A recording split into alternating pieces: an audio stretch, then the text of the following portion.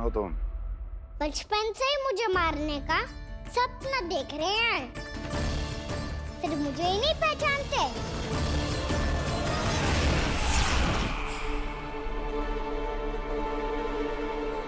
बचपन से विष्णु अवतार। कोई कान्हा बुलाता है तो कोई मुरलीधर पुकारता है, कोई माखन चोर कहता है, कोई कहता है चिच्चोर। पर विष्णु अवतार इस नाम से तो बस आप ही मुझे बुलाते हो मामा जी। इतना साहस, ये तो यहाँ आ गया है।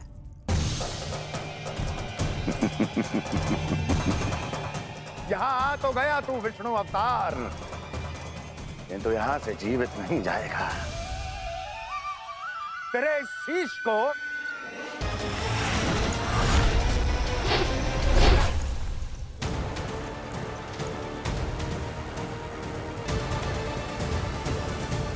कहाँ देख रहे हो मामा जी? मैं तैयार हूँ।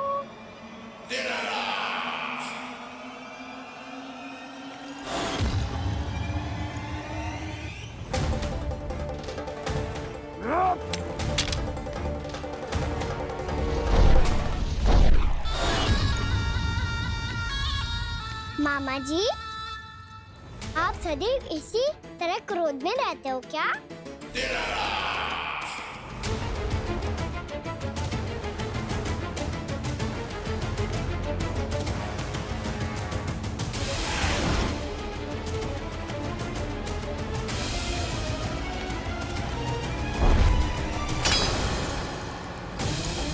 छोड़, छोड़ मेरी तलवार को। छोड़ो तो तब जब पकड़ा हूँ।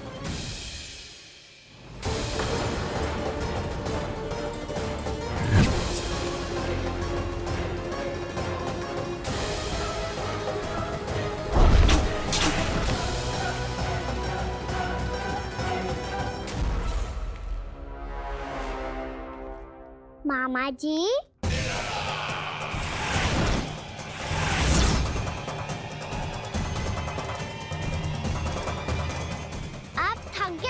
थोड़ा विश्राम कर लो। आपका तो पता नहीं, मैं अवश्य थक गया हूँ।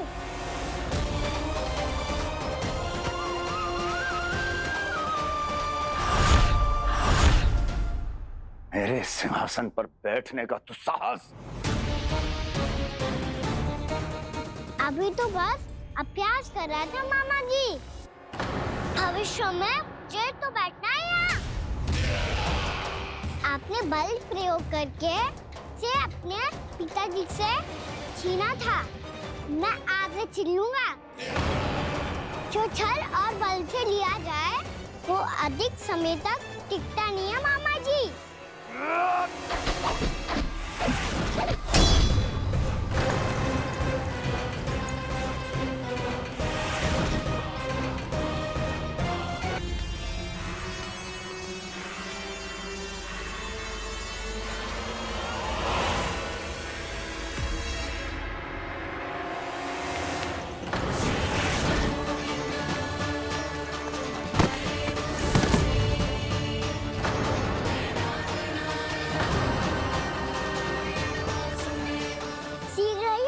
सिंहासन छोड़ना होगा।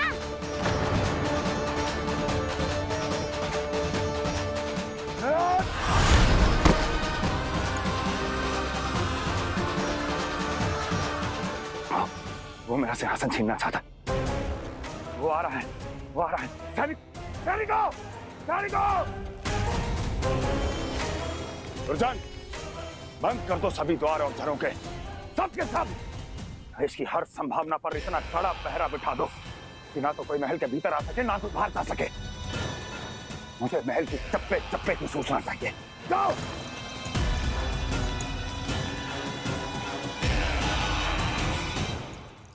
सिंहासन।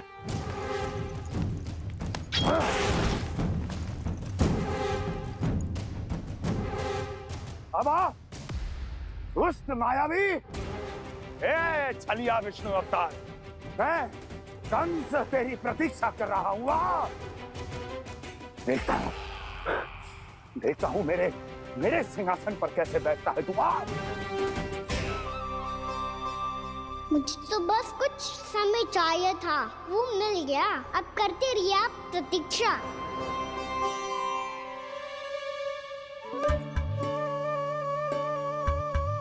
जी अपने आप से बातें क्यों कर रहे हो जी?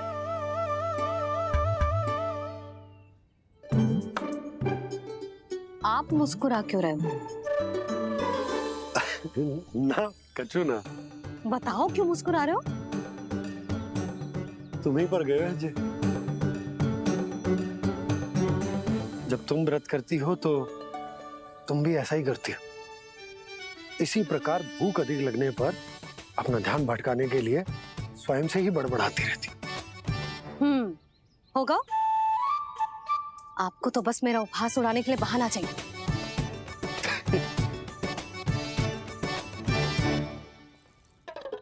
लल्ला, भूख लगी है? ना मैया, व्रत करे तो भूख कैसे लगेगी?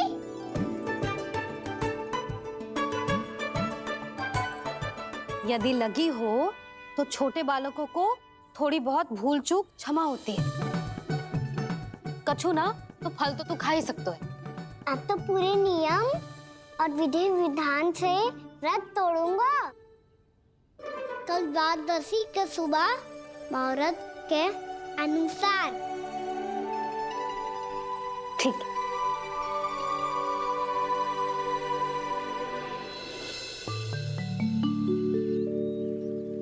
लल्ला, एकादशी समाप्त हो गई है, द्वादशी लग गई है। अब तू व्रत तोड़ सकते है, भोजन कर ले। ले।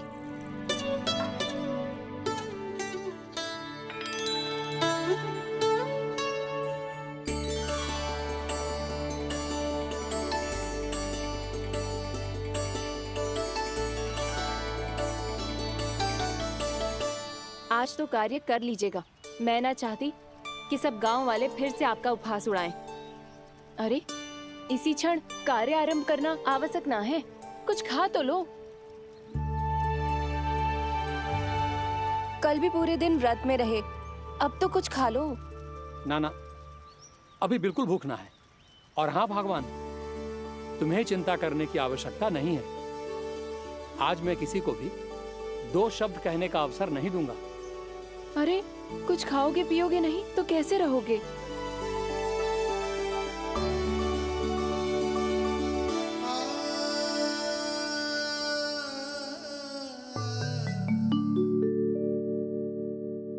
अरे, इसी क्षण कार्य आरंभ करना आवश्यक ना है। कुछ खा तो लो। ना, अभी बिल्कुल भूख ना है। और हाँ भगवान, तुम्हें चिंता करने की आवश्यकता नहीं है। आज मैं किसी को भी 2 शब्द कहने का अवसर नहीं दूंगा।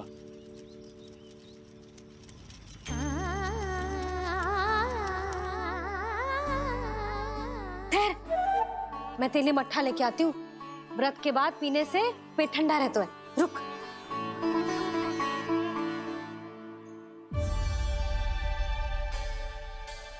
भक्तों ने अभी तक व्रत नहीं तोड़ा है, मैं कैसे तोड़ लूं?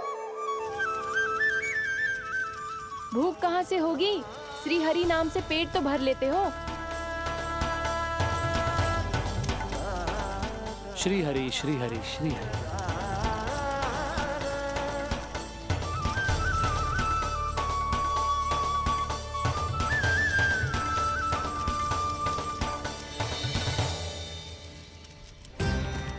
हरि हरि प्रभु हरि, हरि हरि प्रभु हरि, हरि हरि प्रभु हरि, हरि हरि प्रभु हरि। कल से अन्न का एक दाना ना गो है पेट में। अब क्या व्रत तुड़वाने भी आपके प्रभु ही आएंगे? अब क्या व्रत तुड़वाने भी आपके प्रभु ही आएंगे? मैया,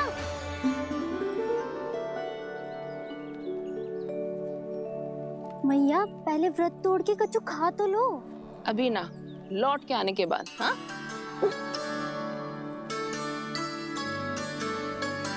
बलराम, ठहरो पुत्र, पहले कुछ खा लो। व्रत तोड़ना आवश्यक होता है।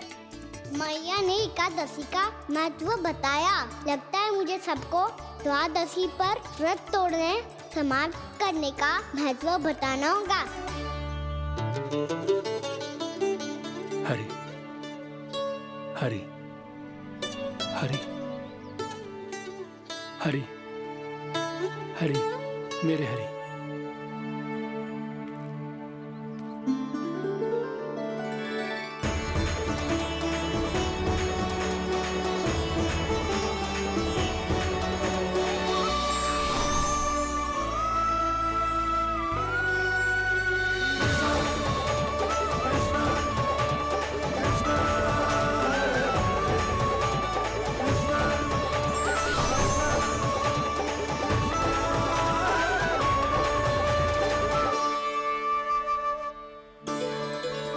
अभी अभी तो मैंने बच्चों की मां को वचन दिया था कि आज किसी को शिकायत करने का अवसर ना दूंगा, और अब मैं प्रभु श्री हरि की कल्पना जसोमती रानी के लल्ला में ही करने लगा।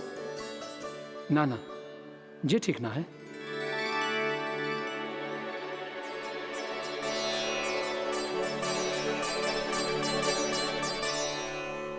ठीक है तो है, बिल्कुल सही पहचाना है आपने। बड़े तो बड़े, अब तो बालक भी हमारा उपहास उड़ाने लगे। मैं आपका उपहास नहीं उड़ाने आया, मैं तो आपके एकादशी के व्रत को पूरा कराने आया हूँ।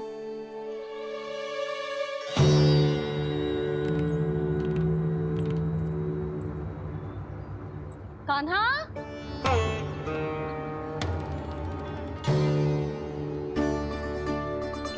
तो ये रे आपकी छड़ी और ये रे मेरी पीठ। सेक देना तापर तोड़। आज तो इसकी पीठ सेक के रहूंगी मैं। मैया घर पे भूखी मुझे ढूंढ रही होगी। लो आज द्वादशी के दिन पहले प्रहर में भोजन करके अपना एकादशी का व्रत पूरा करो आप। धन्यवाद राजकुमार, पर अभी हमें भूख नहीं है। बहुत सारा काम पड़ा है, और अभी थोड़ी ही देर में शंकरी बहन भी अपनी मटकी लेने आती होंगी।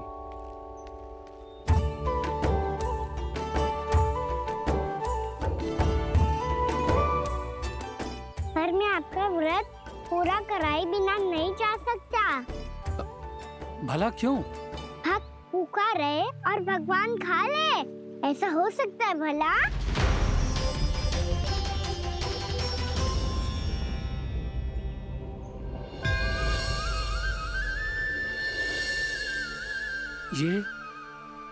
ये कैसा भ्रम हो रहा है मुझे लगता है अपना काम करना चाहिए। द्वादशी के पहले प्रहर में व्रत पूरा करना बहुत आवश्यक होता है, ना तो एकादशी का व्रत भी पूरा ना मानो जातो। इतनी सारे ज्ञान की बातें तुम्हें कैसे पता है लल्ला?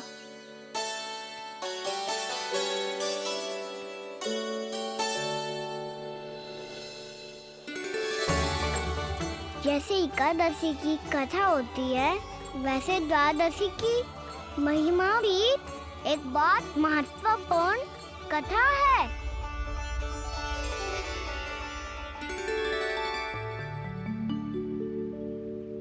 कैसी कथा?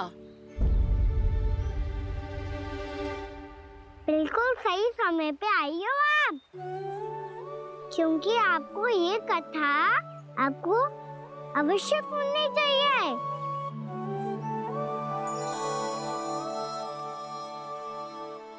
मुझे क्यों? पहले सुन तो लियो, फिर स्वयं ही पता चल जाएगा। बहुत समय पहले एक राजा हुआ करते थे, राजा अम्बरीश। भगवान श्री हरि के बहुत बड़े भक्त थे। ओम नमो नारायणाय। ओम नमो नारायणाय।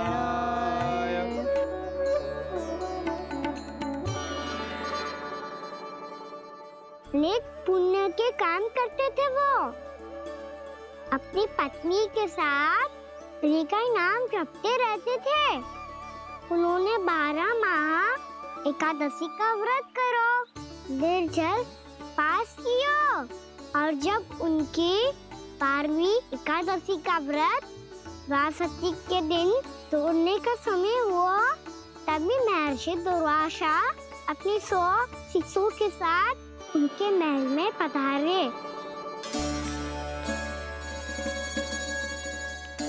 प्रणाम स्वीकार करें महर्षि। आप जैसे महान ऋषि मेरे राज्यसभा में आए, वो भी ऐसे अवसर पर जब मैं और मेरी पत्नी निरंतर 12 एकादशियों के बाद अंतिम एकादशी का व्रत तोड़ेंगे। इससे बड़े सौभाग्य की क्या बात हो सकती है हमारे लिए। आज आपके साथ साथ मेरा और मेरे शिष्यों का एकादशी व्रत भी पूरा होगा। संभव है प्रभु की इच्छा यही हो कि हम सब अपना व्रत एक साथ तोड़ें। ये तो अत्यधिक प्रसन्नता की बात है महर्षि। तो फिर ठीक है, हम सब यात्रा से थके हैं। व्रत तोड़ने से पहले हम स्नान करना चाहते हैं। जैसी आपकी इच्छा महर्षि। जब तक आप लोग लौटेंगे तब तक आपके सारे प्रबंध यहाँ हो चुके होंगे।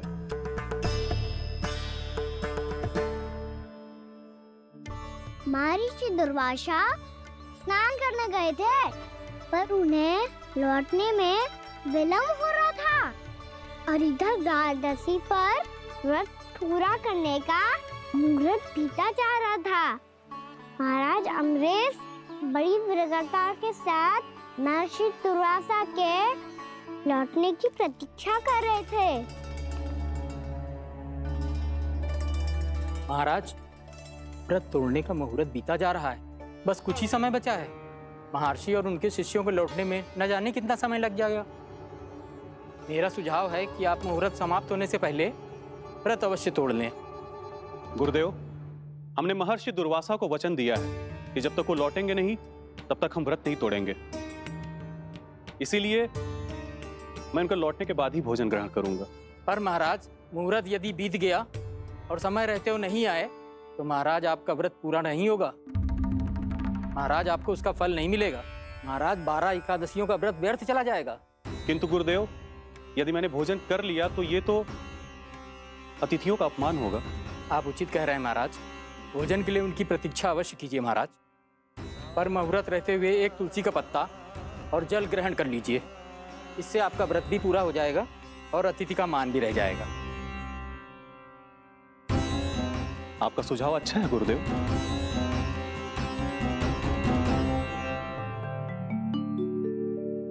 जैसे ही महाराज ने तुलसी का पत्ता खाया, वैसे ही महर्षि दुर्वासा लौट आए। महाराज,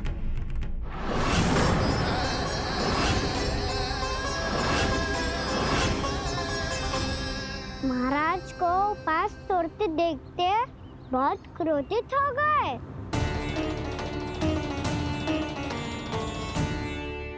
बहुत बड़े भक्त हैं आप, परंतु आप ये नहीं जानते अपने अतिथियों के साथ कैसा व्यवहार करना चाहिए। आपने हमें साथ भोजन करने का वचन दिया था, पर अपना व्रत क्यों तोड़ा आपने? महर्षि, मैंने भोजन नहीं ग्रहण किया। कहीं मुहूर्त न निकल जाए, इस कारण मैंने एक तुलसी का पत्ता ग्रहण कर लिया। 56 भोग खाया हो या एक पत्ता, अपना व्रत तोड़कर अतिथियों का अपमान किया है, मेरा अपमान किया है। अब आपको दंड भोगना होगा ताकि आप सीख पाएं कि अतिथियों के साथ कैसा व्यवहार होना चाहिए। महर्षि, महर्षि, आप जो भी दंड मुझे देंगे मुझे स्वीकार है, किंतु आप क्रोधित मत होइए। क्रोध का कारण आपने दिया है महाराज। एक महर्षि का अपमान करके राक्षसी प्रवृत्ति का परिचय दिया है आपने। इसीलिए अब एक राक्षसी आपको दंड देगी।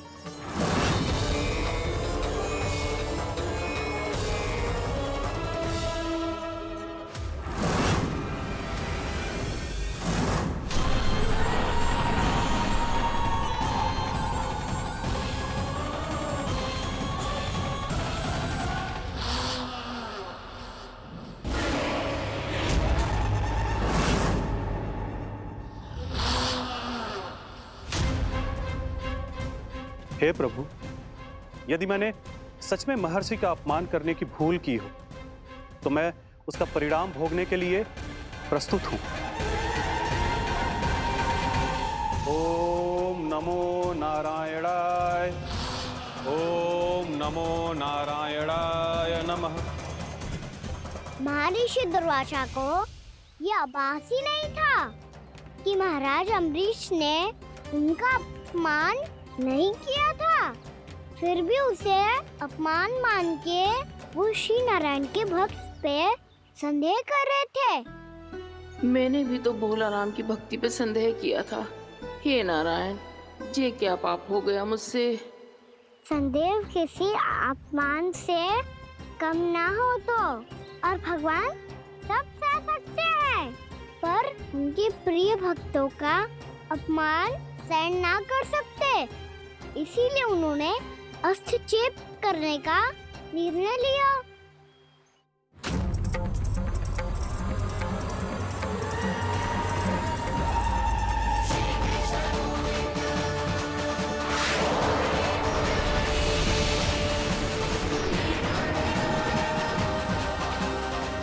ओम नमो नारायणाय।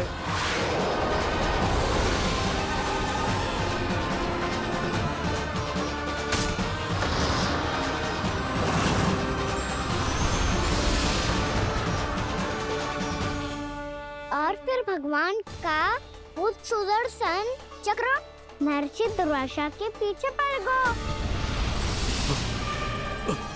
ये चक्र तो मेरी ओर बढ़ रहा है। ओम नमो नारायणाय। ये कैसे संभव हो सकता है? कोई रोको इसे, कोई रोको इसे।